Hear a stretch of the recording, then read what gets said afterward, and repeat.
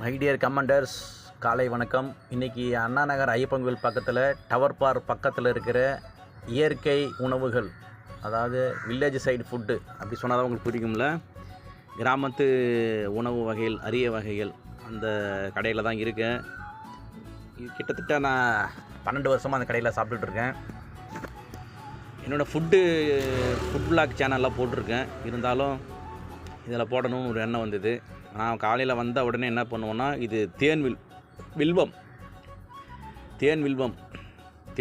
எதுக்குன்னு நான் சொல்கிறேன். இது பார்த்திங்கன்னா, நம்ம நான் வண்டியிலே ட்ராவல் பண்ணுறோம் பார்த்தீங்களா, அவங்களுக்கு அந்த மூலம் சொல்லுவாங்களா, ஃபைல்ஸ், அந்த ப்ராப்ளம் வராது. அதனால் என்ன மாதிரி ரெகுலராக 2 வீலரில் பயணம் செய்கிறவங்க எந்த ஊரில் இருந்தாலும் உங்கள் ஊரில் கிடைச்சா வாங்கி சாப்பிடுங்க. இல்லை எப்படி ரெடி பண்ணுன்னு கேட்டு நீங்களே கூட ரெடி பண்ணி சாப்பிட்லாம். காலையில் முதல்ல வேலையாக அதை சாப்பிடுவேன்.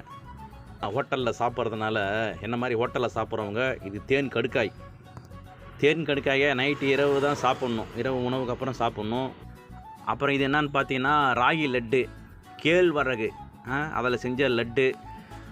இது ஒரு பீஸ் சாப்பிடுவோம், 20 ரூபா தான். அப்புறம் இதுக்கப்புறம் பார்த்தீங்கன்னா, இங்கே என்னென்ன கிடைக்கும்னா, பருத்தி பால் நிறைய இருக்குது. அப்புறம் பூசணி சூப்பு, நிறையா இயற்கை சூப்புலாம் இருக்குது. அந்த நோட்டில் கொஞ்சம் அந்த போர்டு இருக்குது பார்த்தீங்களா, அந்த போர்டெல்லாம் கொஞ்சம் பார்த்தீங்கன்னா தெரியும். பயிறு வகைகள் நிறையா இருக்குது, தட்டைப்பயிறு, நிறையா சுண்டல் வகைகள் இருக்குது. நான் எல்லாம் கலந்த ஒரு சுண்டல் சாப்பிடுவேன். இங்கே பாருங்கள், இது கம்பங்கூழ், இந்த வெயில் டைமில் உடம்பு நல்லது. அதேமாரி இங்கே உளுந்த களி கிடைக்கும். நான் ஒவ்வொரு நாளும் ஒவ்வொரு வெரைட்டி சாப்பிடுவேன்.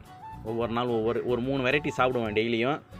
இல்லை வாரத்தில் ஒரு தடவை 2 தடவை வந்தேன்னா சாப்பிடுவேன். அதுக்கப்புறம் சுண்டல் பார்த்திங்கன்னா, நவதானிய சுண்டல், எல்லாம் கலந்த சுண்டல் சாப்பிட்டுட்டு சூப்பராக இருக்கும். இங்கே வந்தீங்கன்னா இது ஒரு டேஸ்ட்டு. அப்புறம் ஏதோ மிஸ் ஆகுதுன்னு பார்த்தேன், அப்புறம் கரெக்டாக போட்டு விட்டார். அதேமாரி நீங்களும் முடிஞ்ச வரை நேச்சராக சாப்பிடுங்க. உடம்பு ஆரோக்கியமாக இருங்க. பாய்.